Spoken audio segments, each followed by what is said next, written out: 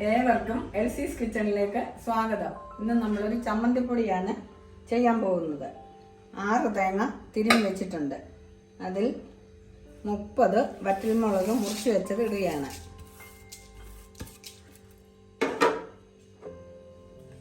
30 ചെറിയ ഉള്ളി ചെറുതായി അരിഞ്ഞു വെച്ചത് അതും ഇടുകയാണ്. 150 ഗ്രാം ഇഞ്ചി അതും ഇടുകയാണ്. വെളുത്തുള്ളി 30 അല്ലി ചെറുതായിട്ട് അരിഞ്ഞത്, കുരുമുളക് 50 ഗ്രാം കുരുമുളക് അതും ചേർക്കുകയാണ്.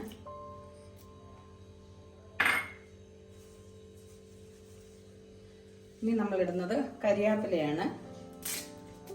കറിവേപ്പില ആവശ്യത്തിന് ഇട്ടുകൊള്ളുക.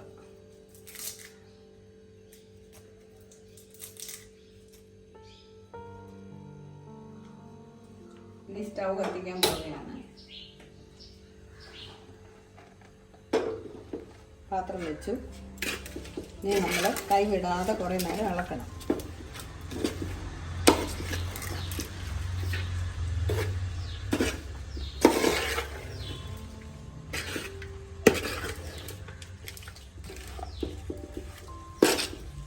കുറേ നേരം നമ്മൾ ഇളക്കിയെങ്കിലേ ഇത് ശരിയാവത്തുള്ളൂ. 1 മണിക്കൂറൊക്കെ താമസിക്കും ഇത് മൂത്ത് വരാൻ.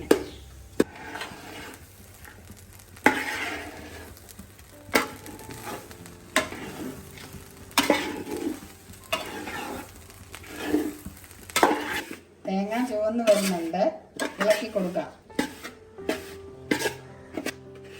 തേങ്ങ മൂത്തിട്ടുണ്ട്. 1 ടേബിൾ സ്പൂൺ കാശ്മീരി മുളക് പൊടി ഇത് ചേർത്ത് കൊടുക്കാം.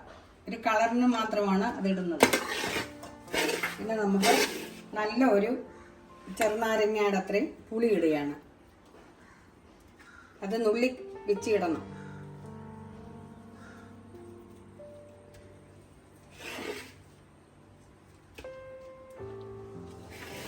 നമ്മൾ ആവശ്യത്തിന് ഉപ്പ് ചേർക്കുകയാണ്.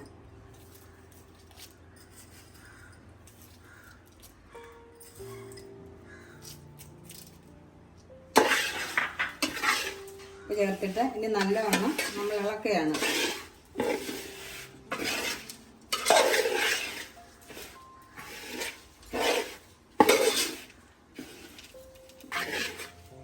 പുളിയുടെ പേര് പറയാൻ ഞാൻ വിട്ടുപോയി. വാളൻപുളിയാണ് നമ്മൾ ചേർത്തിരിക്കുന്നത്.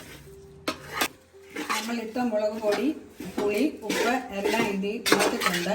ഇനി നമ്മൾ തീ ഓഫാക്കുകയാണ്. തണുത്ത് കഴിഞ്ഞ് നമുക്കിത് പൊടിക്കാം.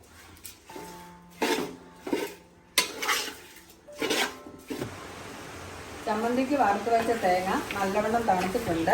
നമുക്കിനി കുറച്ച് മിക്സിയിലിട്ട് പൊടിക്കാം.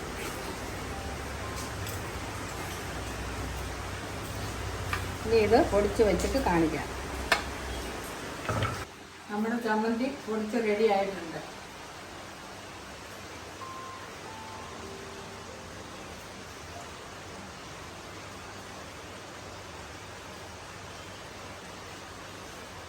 നമ്മുടെ ചമ്മന്തി പൊടിയും നമ്മുടെ വീഡിയോയും നിങ്ങൾക്ക് ഇഷ്ടപ്പെടുകയാണെങ്കിൽ ഞങ്ങളുടെ ചാനൽ സബ്സ്ക്രൈബ് ചെയ്യാനും ലൈക്ക് ചെയ്യാനും മറക്കരുത്.